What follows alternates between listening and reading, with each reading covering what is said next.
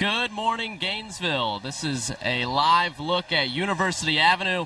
We're about 15 minutes away from the start of the 2017 UF Homecoming Parade. Your live coverage on WUFT-TV starts right now.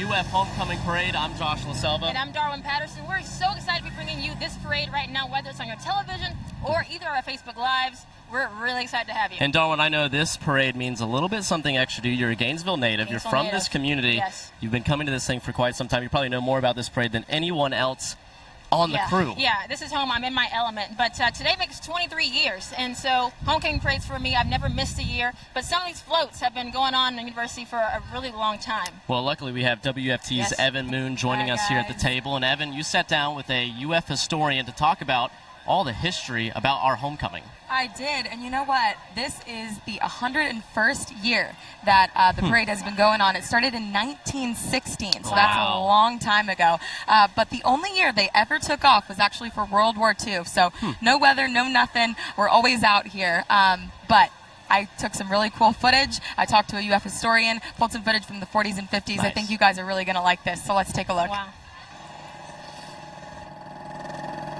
Most of the homecoming events have been around since the very beginning. If you look at the 1916 homecoming, it had a parade, it had a pep rally. They didn't call it Gator Growl until 1932, but it did include a pep rally.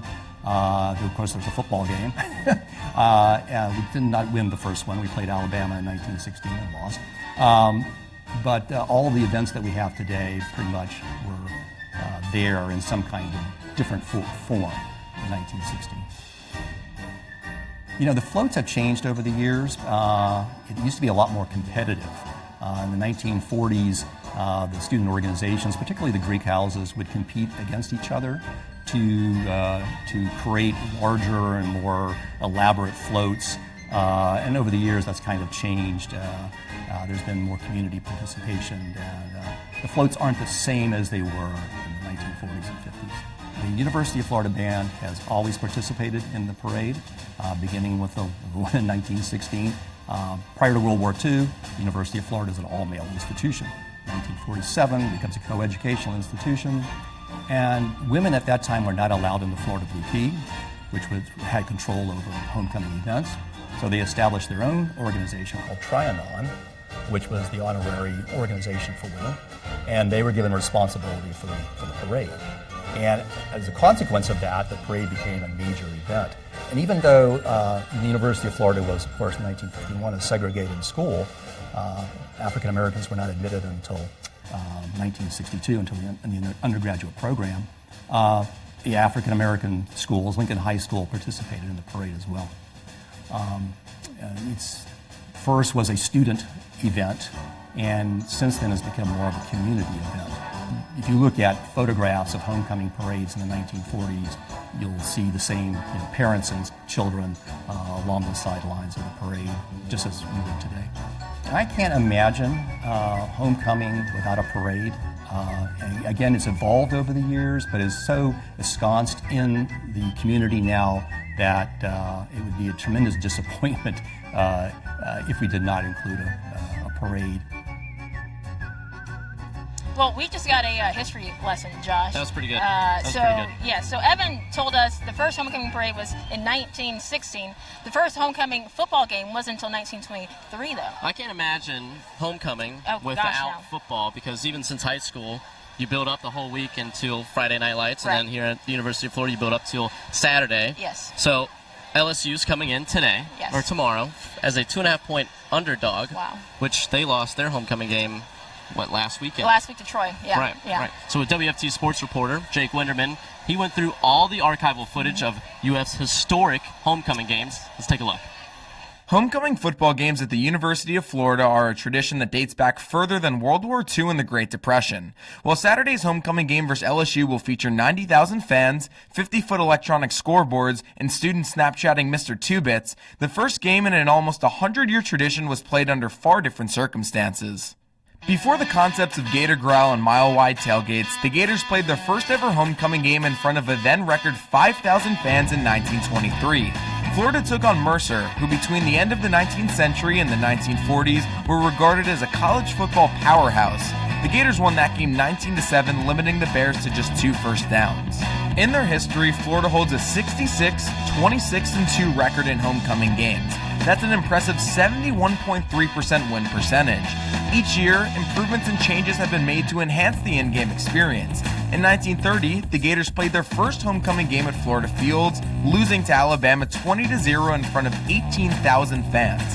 In the 1933 homecoming game, the Gators wore white jerseys for the first time as they cruised to a 14-7 victory over Auburn. Florida's most common opponent in homecoming history is the Vanderbilt Commodores. The Gators have squared off against the Doors in 14 homecoming games and hold an impressive 11-2-1 record. This season, Florida will take on LSU in their 95th homecoming game.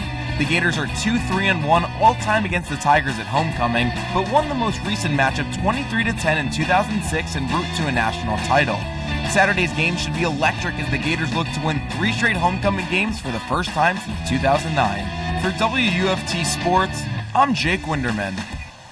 Homecoming history is obviously very important, but it's the here and now. LSU versus Florida, anytime, anywhere. This is a big matchup. Yeah, it's sure to be a good one. We'll be there. I'll be in the press box. She'll be on the field. That's right. But for now, let's go to Savannah Collins, WFT sports reporter. She's out there somewhere. Florida alum are returning to their old stomping grounds this week, but there is one in particular who's putting on the orange and blue again, just in a different way. Former Gator football player Ahmad Black has returned to UF to finish his degree and be a part of the team as a student coach. Who better to work with the defensive backs than a first-team All-American and a 2008 national champion? I had a chance to sit down with Ahmad this week and talk football, being a student again, and taking on his new role. Well, first of all, Ahmad, thank you for joining me. I know you're busy, you're a student, you're coaching. How's it been being back in Gainesville? It's amazing. Everybody embraces me here. Everybody, loves me being back, and I love being back even more. Just here, finish school, get some things done that I didn't before. I played, I got drafted, but, ultimately I'm just glad to be back and glad to be a Gator. You're transitioning from the helmet to the headset. Oh, there you go. Not quite yet the headset. I'm not that far up in the ranks yet, but just being around the environment. I love Coach Mack's environment. It's very family oriented. He cares about the guys. The coaches actually care about the guys, and I love that. And that's a great part of a winning team. And it seems like you fit this team. Everybody, really, even when you were here in the NFL, overlooked, underestimated. There's so much going against you, and that's kind of the theme for this team as well. How do you take that experience that you had as a player and then say, look, I've been through this? What do you tell them? Well, I'm sure they get tired of me saying, my team and how they are now. But, one thing I did tell them is, they got as much, if not more talent than we did. It has to be a passion. It has to be a want to. You have to know your why you're doing this. Why are you here? We're here to win championships. You're at Florida. So the guys are getting the message. They're starting to buy in, man, and it's going to be pretty scary for a lot of teams, man, going against those Gators. Now, not only does Gator football know how to put that fear into opponents, but so do the other Gator sports, especially against the Tigers. In the 2016-17 season, they were absolutely dominant. Florida was 11-3 against the Tigers across 9 different sports. Some of the big ones, Gator basketball got the W 106-71, the most points scored in an SEC game by the program in almost 50 years. Florida softball knocked the Tigers into the elimination bracket in the Women's College World Series, and who could forget baseball beating LSU to win their first ever College World Series title. Now, as for tomorrow, this is the most questionable LSU team who has come to the Swamp in recent history. They've had player-only and coach-only meetings. They've started 2 different quarterbacks. And just last week, they lost their own homecoming to Troy, the first time they've lost to a non-Power 5 school since 2000. So, if there was a year that the Gators were going to beat a major SEC rival in the Swamp on homecoming, this is the year to do it. But we won't know what LSU squad shows up until tomorrow. Back to you guys.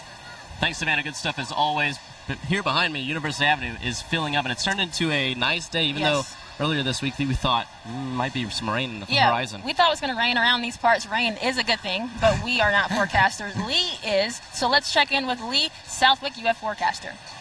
Well, the sun is shining. It's actually a beautiful day. We would prefer this over it raining on our parade. The only bad thing is it's getting pretty hot. Our heat index today up to 95 degrees. In fact, the people behind me have umbrellas, not for rain, but because of the shade that is needed today. You can take a look at our live cam. These skies are going to stay this way for the rest of today. Temperatures in the 80s, and we're going to heat up to a high of 87 degrees today.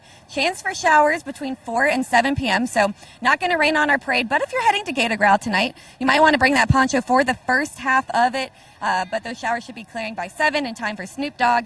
And then also Tropical Storm Nate. We're watching it closely. It is heading towards the Yucatan Peninsula. It's going to strengthen in the Gulf, and it could make landfall as a hurricane along the Louisiana or Mississippi coast. But bringing it back locally for game day tomorrow, if you're tailgating around noon, it's going to be warm. Heat index up to 95 degrees by noon. And then for the game, bring a poncho. Showers will be developing right around kickoff. It's going to be hot with the heat index up to 100, and thunderstorms are possible by the end of the game. Back to you. Thank you, Lee. We only have about 10 minutes until the parade starts. Yes, and you can see behind me, all 5 motorcycle units of Alachua County are setting up behind me. They start off every year with pretty cool tricks, some neat formations. It's a good time. Well, WFT's Alexa Lorenzo went out to their practice yesterday. She did. And let's see what she has for us. Alexa? Let me tell you guys, this motorcycle show is pretty impressive. They've been kicking off the UF Homecoming Parade for 20 years, and they've been a fan favorite since day one. The Messer family has never been to a homecoming parade, but they're already so excited about the cops. What? Are you pumped or what? Yeah. Yeah, so excited? Yeah. What are you looking forward to the most? The cool tricks. That makes 2 of us. I went to their practice yesterday, and let me tell you, you gotta see them get ready for you guys. Take a look. Sweetheart, sweetheart, sweetheart, why for square dance? It's the cowgirl. Sweetheart, square dance, cowgirl? Sounds like the lyrics to a country song. Ready, ready, now. And that sounds like a quarterback calling routes. But it's neither. Meet Lieutenant Michael West. He calls out the names of motorcycle formations. All right, tighten up for a wedge. And all the motorcycle units of Alachua County follow as they prepare to kick off UF's 2017 Homecoming Parade. When we do it in the parade, it kind of just goes and it looks fluid and it looks like it's just nothing. And we just get on the bike. But believe me, a lot of hard work goes into it, but it's worth it. They walk through each formation before they rev their engines. All we look at each other, we should all be even. We should cross even. There you go, even, even. And then it's game on. Let's do this. The motorcycle show has been a fan favorite for more than 20 years, and Sergeant Hank Sperling has been riding in the front for 10 of them. We like to think that we're the highlight of the parade. We're the only thing that people come to see. That's maybe an ego thing. However, we're very proud to be the ones that are the beginning of the parade. It takes a lot of skill and hours of practice for these guys to get their motorcycle tricks under their belts, so that when it comes time for their performance, they look absolutely flawless. We make it look easy. It's not. This is where we put the hard work in as far as getting the training. So you have all agencies in Alachua County represented, coming together, doing a great thing for the community, and we enjoy doing it. So. Well, there's no doubt there. They don't take this duty too seriously. It's a time to have a little bit of fun. To see the kids smiling and waving at us, that's the bonus.